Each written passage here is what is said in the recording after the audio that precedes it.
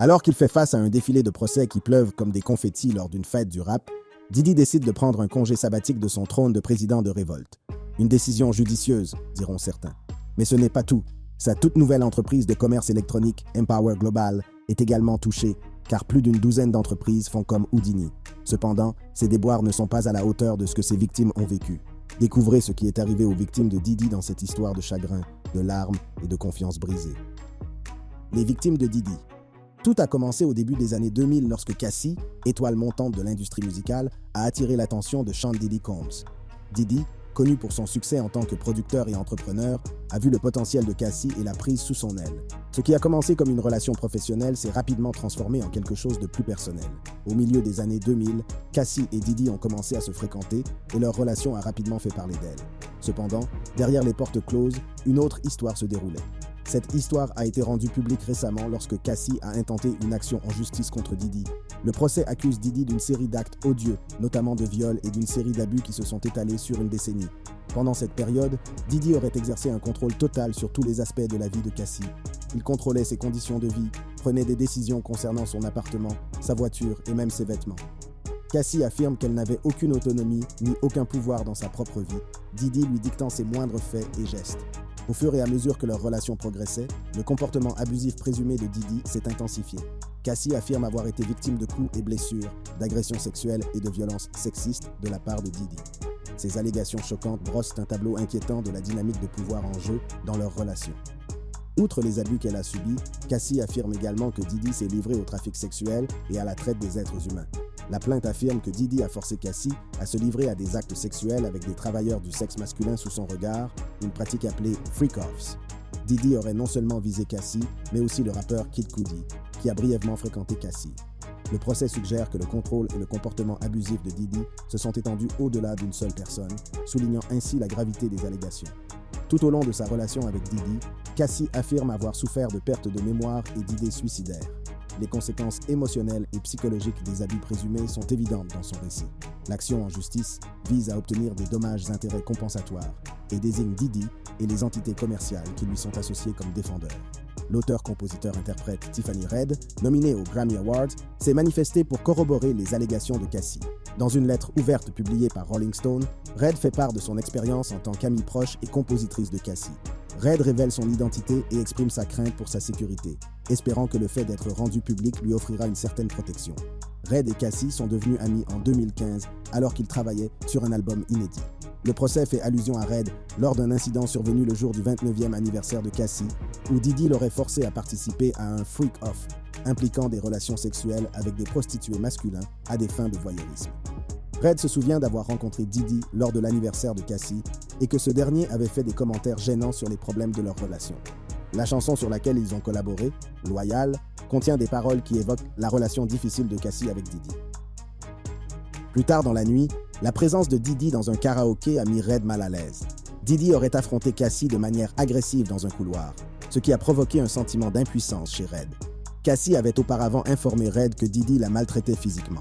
Red raconte avoir été témoin de cas où Diddy criait sur Cassie, l'observait en train de planer lors d'une fête, et tous deux recevaient des perfusions après une nuit de fête.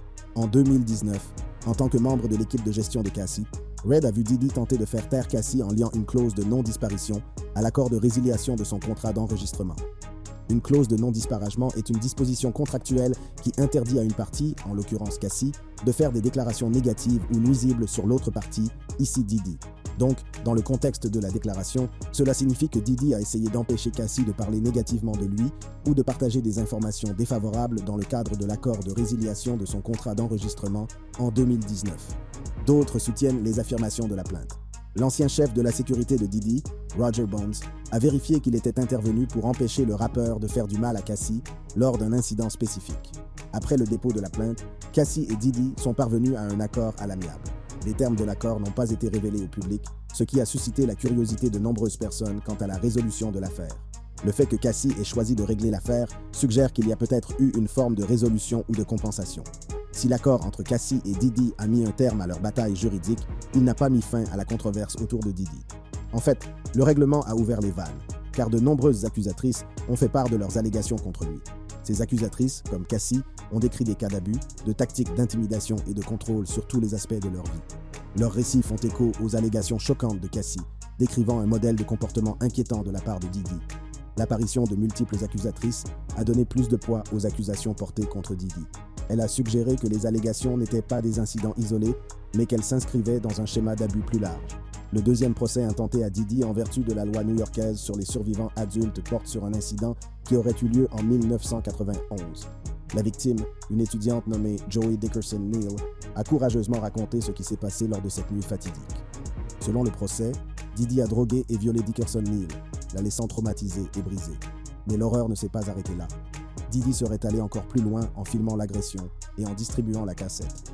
La diffusion de la cassette a ajouté une couche inquiétante aux allégations déjà choquantes. Diddy aurait utilisé la cassette comme moyen de contrôle et de manipulation, victimisant encore davantage Dickerson Neal.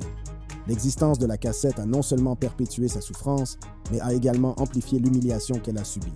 En réponse à la plainte, Diddy a nié avec véhémence les allégations, les qualifiant d'escroquerie.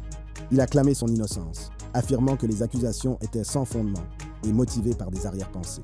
Le procès n'a pas seulement désigné Diddy comme défendeur, mais a également impliqué ses sociétés, Bad Boy Entertainment, Bad Boy Records et Combs Enterprise. La portée de la bataille juridique s'en est trouvée élargie. Le moment où les accusations ont été formulées a ajouté une nouvelle couche d'intrigue à l'histoire. L'agression présumée a eu lieu avant que Diddy ne sorte son premier album, à une époque où il était encore en train de gravir les échelons du succès. La révélation d'un incident aussi sombre au cours de cette période charnière de sa carrière en a choqué plus d'un et a jeté une ombre sur ses réalisations. L'action intentée par Dickerson Neal en vertu de la loi sur les survivants adultes, Adult Survivor Act, est importante. Cette loi accorde aux victimes d'abus sexuels un délai d'1 an pour déposer une plainte, ce qui leur permet de demander justice et de tenir leurs agresseurs pour responsables. Malgré le démenti de Diddy, l'impact de l'agression présumée sur la victime, Joey Dickerson Neal, ne peut être ignoré. La victime a déclaré que le traumatisme émotionnel qui lui a été infligé était profond, lui laissant de profondes cicatrices qui la hanteront pendant des années. Après l'agression, Mme Dickerson Neal a sombré dans la dépression. Le poids du traumatisme qu'elle a subi est insupportable et sa santé mentale s'en ressent. Elle s'est retrouvée piégée dans un abîme sombre, luttant pour trouver du réconfort et retrouver un sentiment de normalité dans sa vie. Elle a ressenti une telle douleur émotionnelle après l'agression qu'elle a pensé à mettre fin à ses jours. Les souvenirs la hantaient et il lui était difficile d'échapper au désespoir. Cette expérience l'a laissée dans une angoisse constante. Lorsqu'elle a raconté son histoire publiquement, certaines personnes l'ont soutenue et ont fait preuve de compréhension, mais d'autres ont douté d'elle et ont mis en doute ses motivations.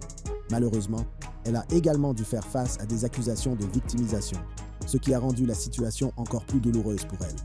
À la suite des plaintes de Dickerson Neal, une autre plainte a été déposée contre Diddy par Lisa Gardner. Elle affirme avoir été victime d'une agression sexuelle au début des années 1990.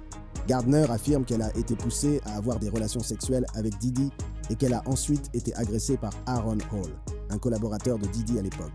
Les événements en question se sont déroulés au début des années 1990, à une époque où l'étoile de Diddy était en pleine ascension et où son influence sur l'industrie de la musique ne cessait de croître. Gardner, une jeune femme qui essayait de naviguer dans les méandres du monde du spectacle, s'est retrouvée dans une position vulnérable.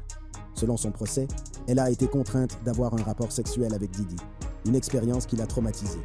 Mais les allégations ne s'arrêtent pas là. Madame Gardner affirme également qu'Aaron Hall, un chanteur et compositeur de R&B de premier plan, a participé à l'agression.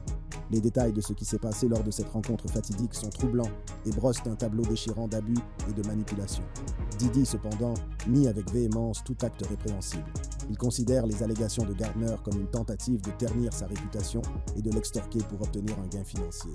Face à ces graves allégations, Diddy clame son innocence et affirme que la vérité triomphera. Il est important de noter qu'Aaron Hall, l'autre personne impliquée dans le procès de Gardner, n'a pas encore répondu aux allégations.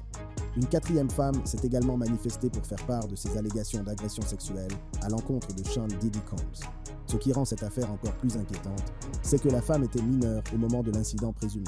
Commençons par examiner les événements qui se sont déroulés la nuit de l'agression présumée. Nous sommes en 2003 et une jeune femme, que nous appellerons Jane Doe, se trouve dans un salon de Détroit. Harve Pierre, alors président de Bad Boy Records de Diddy, et un autre homme, dont l'identité n'a pas été révélée, ont approché Jane Doe au salon. Ils l'ont convaincue de les rejoindre à bord d'un jet privé à destination de New York, en lui promettant de rencontrer le célèbre magnat de la musique en personne. Innocente, Jane Doe accepte de les accompagner, sans se douter des sinistres intentions qui l'attendent. À leur arrivée à New York, le groupe se rend au studio d'enregistrement de Diddy, un endroit où les rêves sont censés devenir réalité. Mais pour Jane Doe, c'est un cauchemar qu'elle n'oubliera jamais. C'est entre les murs de ce studio que l'agression présumée a eu lieu. Mais avant d'entrer dans les détails horribles, il est essentiel de comprendre le rôle que les drogues et l'alcool ont joué dans cette tragique séquence d'événements. Jane Doe affirme que tout au long de la nuit, Diddy et Pierre lui ont fourni des substances qui l'ont rendu de plus en plus intoxiqué et vulnérable. Au fur et à mesure que la nuit avançait, l'état d'ébriété de Jane Doe a atteint un point tel qu'elle n'était plus en mesure de donner son consentement. C'est à ce moment de vulnérabilité que Diddy aurait profité d'elle. Il l'a conduite dans la salle de bain du studio, où il l'a soumise à un horrible acte de pénétration par derrière, alors qu'elle était suspendue au lavabo. Mais l'agression ne s'est pas arrêtée là. Le troisième homme anonyme qui les avait accompagnés dans le jet privé a également agressé Jane Doe, aggravant encore son traumatisme. Et pour ajouter à l'horreur, Harvey Pierre, le président de Bad Boy Records, l'a forcé à lui faire une fellation. Tout au long des agressions, Jane Doe a perdu connaissance par intermittence, l'esprit embrumé par les drogues et l'alcool qu'on lui avait imposés. Les agresseurs ont profité de son état de vulnérabilité, la laissant avec des souvenirs fragmentés et un profond sentiment de confusion et de désespoir. Après l'épreuve, Jane Doe a été ramenée chez elle par avion, mais le cauchemar était loin d'être terminé. Elle se souvient s'être réveillée dans une voiture sans ses sous-vêtements. La preuve physique de son expérience, capturée dans les photos prises au studio cette nuit-là, est un rappel obsédant du traumatisme qu'elle a subi. Les suites de l'agression ont laissé Jane Doe aux prises avec des cicatrices émotionnelles et psychologiques qui ont marqué sa vie. Ce procès marque la 4e allégation d'agression sexuelle contre Diddy en seulement 3 semaines, ce qui soulève de sérieuses inquiétudes quant à son comportement et au modèle potentiel d'abus. Ces procès ont attiré l'attention sur d'autres accusations portées contre Diddy. Dans une interview donnée en 2019, Virginia 5 a affirmé qu'il avait abusé d'elle physiquement, décrivant des cas où il lui avait piétiné le ventre et l'avait frappée à coups de poing. Elle a également déclaré qu'il avait essayé de la payer pour qu'elle se fasse avorter. L'ancienne cuisinière de Diddy, Cindy Ruela, a intenté une action en justice en 2017 pour harcèlement sexuel, non-paiement des heures supplémentaires et représailles. Elle a affirmé que Diddy lui demandait de servir de la nourriture après une activité sexuelle avec tout le monde nu. Le procès a été réglé en 2019. Dans le passé, Diddy a été accusé d'avoir agressé l'entraîneur de football de son fils en 2015, de s'être battu avec Cudi en 2012 et d'avoir ordonné l'agression d'un promoteur en 2007. Dans les années 90, il a plaidé coupable à des accusations réduites d'agression pour avoir attaqué le président d'Interscope Records. En réponse à ces allégations, l'industrie musicale s'est ralliée à Cassie et aux autres accusateurs. Les artistes et les professionnels du secteur ont exprimé leur soutien et condamné toute forme d'abus ou de violence. Les allégations contre Diddy ont suscité un appel collectif au changement et un engagement à créer une culture du respect et de l'égalité au sein de l'industrie. 50 Cent a également pris une décision importante en réponse aux allégations contre Diddy. Il a annoncé qu'il travaillait sur un documentaire visant à faire la lumière sur les allégations d'agression sexuelle de Diddy. Ce documentaire vise à sensibiliser le public à ce problème et à faire en sorte que les personnalités influentes soient tenues de rendre compte de leurs actes. Le procès de Cassie et les récits d'autres accusateurs ont eu un impact considérable sur l'industrie musicale.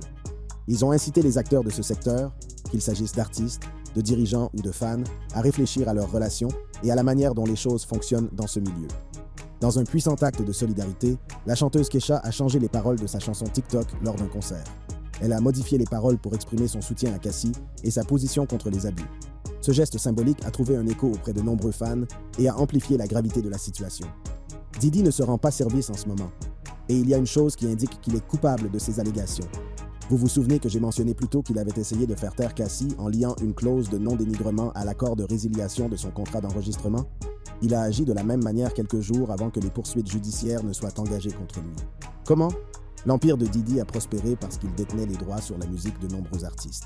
Cependant, de manière inattendue, il a restitué les droits d'édition d'artistes tels que Faith Evans, Maze, Lox et bien d'autres. Diddy a-t-il été influencé ou existe-t-il des facteurs cachés? C'est inhabituel, compte tenu de la valeur élevée des catalogues musicaux aujourd'hui. Interrogé à ce sujet, Diddy a déclaré « Il s'agit simplement de faire ce qu'il faut. Je pense qu'en tant qu'industrie et en tant que peuple, nous devons nous regarder dans le miroir et aller de l'avant.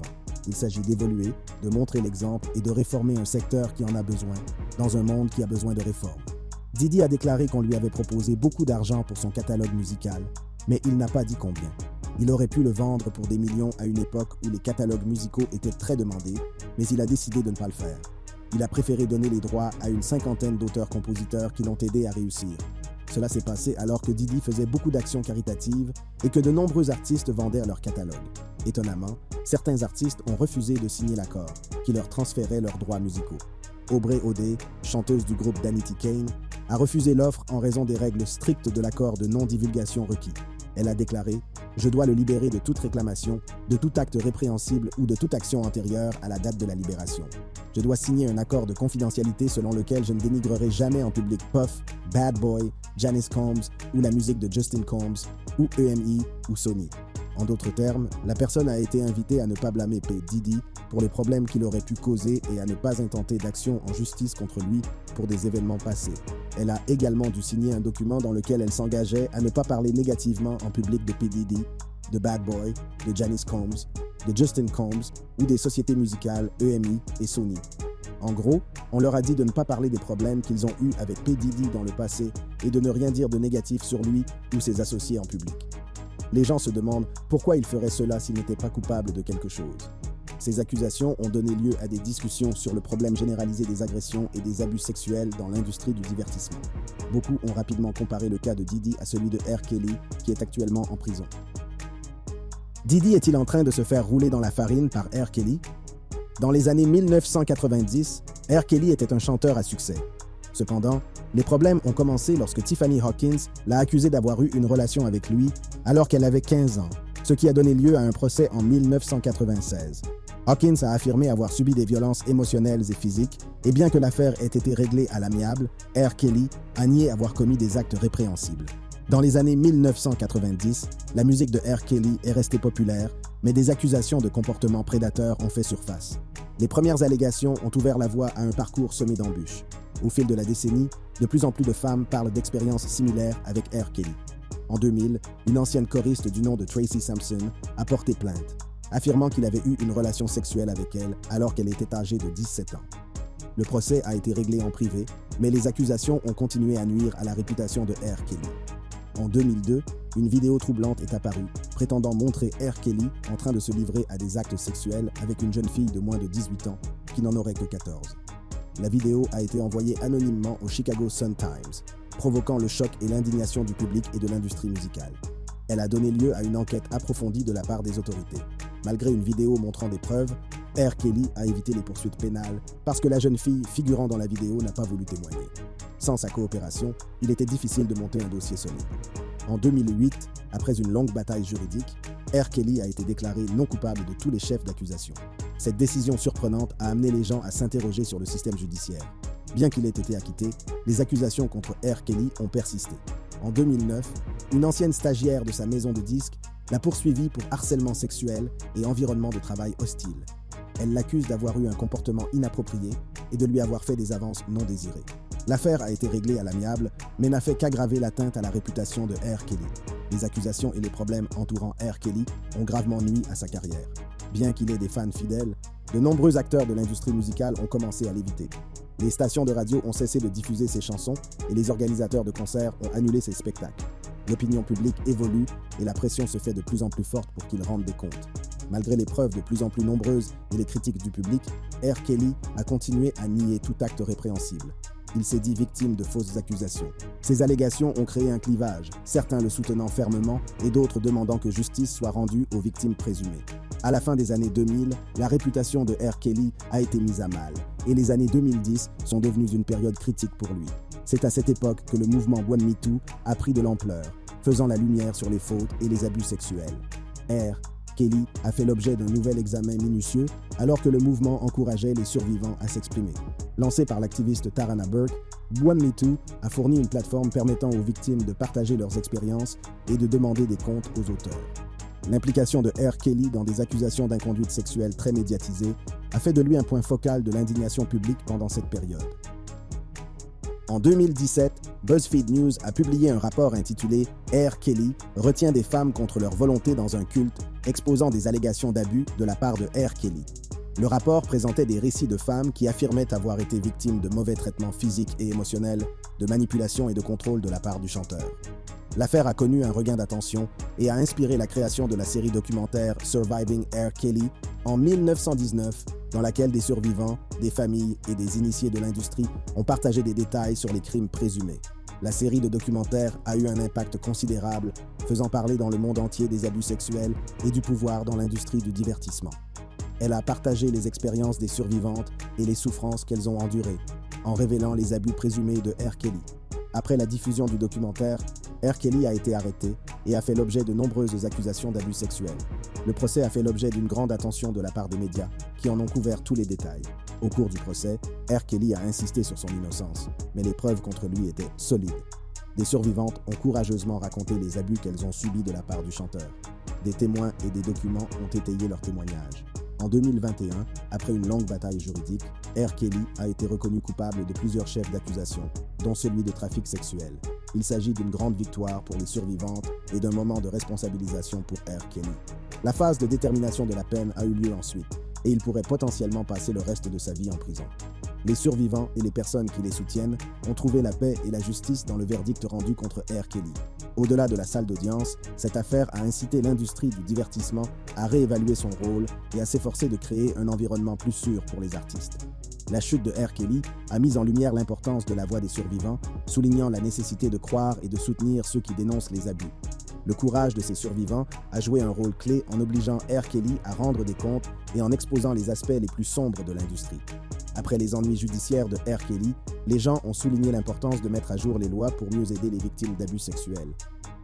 Les défenseurs des droits de l'homme souhaitaient que des modifications soient apportées à la législation afin de mieux soutenir les survivants et de veiller à ce que les responsables subissent les conséquences de leurs actes. R. L'affaire Kelly a également suscité des discussions sur les déséquilibres de pouvoir et est devenue un point focal pour le mouvement One Me Too. Ce mouvement a encouragé d'autres personnes à partager leurs histoires d'abus et a poussé à des changements plus larges dans la façon dont la société aborde ces questions. La réputation de Diddy est sérieusement mise à mal par de récentes allégations, et les conséquences pour lui semblent plus graves que celles auxquelles a dû faire face R. Kelly. Ces accusations nuisent non seulement à son image personnelle, mais aussi à ses activités commerciales. Autrefois considéré comme un visionnaire, Diddy est aujourd'hui soumis à l'examen du public, ce qui suscite des doutes sur sa véritable personnalité et déclenche un débat plus large sur la responsabilité dans l'industrie. Alors que Diddy fait face à des poursuites judiciaires pour abus sexuels et qu'il se retire de son rôle au sein de Revolt, des problèmes se préparent également pour sa plateforme de commerce électronique, Empower Global. 18 entreprises ont coupé les ponts avec la plateforme après les allégations d'agression sexuelle et de violence de la chanteuse R&B Cassie et de 3 autres femmes à l'encontre de Diddy. Annette Njau, fondatrice de House of Takura, a déclaré « Cette décision a été prise le jour où Cassandra Ventura a intenté son procès. Nous prenons très au sérieux les allégations contre M. Combs et trouvons un tel comportement odieux et intolérable. Nous croyons aux droits des victimes et nous soutenons les victimes qui veulent dire leur vérité, même contre les personnes les plus puissantes. » Annette Hazan, qui a créé Nudie System, a mis fin à son compte Empower Global après avoir pris connaissance des accusations de Cassie. Léonard Grier, cofondateur de No One Clothiers, a lui aussi rapidement coupé les ponts, malgré le respect qu'il avait pour Diddy. Grier insiste sur le fait que sa marque prône le respect de chacun, ce qui rend sa décision évidente. Ashley Goodluck, fondatrice de Tsuri, une marque de soins de luxe, affirme fermement l'intention de son entreprise de rompre ses liens avec Empower Global. En tant qu'entreprise dirigée par des femmes, elle ne tolère aucune incertitude quant au mauvais traitement des femmes. D'autres marques, dont Fulaba, quittent également la plateforme Empower Global. La fondatrice de Fulaba, Abby Barry, soutient les accusatrices et croit en l'autonomisation des femmes. C'est pourquoi elle a décidé de se séparer de la plateforme. Ce départ constitue un revers important pour Empower Global, dont le lancement en juillet a été très médiatisé. Diddy, qui a investi plus de 20 millions de dollars dans la plateforme, s'est montré enthousiaste à son sujet, mettant l'accent sur l'autonomisation et l'inclusion. Les événements récents ont entraîné un déclin rapide de la position de la plateforme. Un fondateur d'entreprise reste fidèle à Empower Global, malgré le départ de son ancien PDG, Khadija Robinson. De nombreuses marques avaient investi du temps et de l'argent dans la préparation du lancement de la plateforme parce qu'elles croyaient en la vision de Mme Robinson. Mme Robinson, diplômée du Spelman College et de Harvard Law, a rejoint Combs Enterprise en 2021, lorsque son entreprise, la Nile List, a été rachetée. Certains fondateurs ont été surpris par son départ et étaient initialement désireux de soutenir ce qu'elle avait créé. Mme Robinson a confirmé son départ, mais n'a pas fourni d'autres commentaires. D'autres marques qui quittent Empower Global invoquent des allégations troublantes à l'encontre de Diddy et les performances décevantes de la plateforme.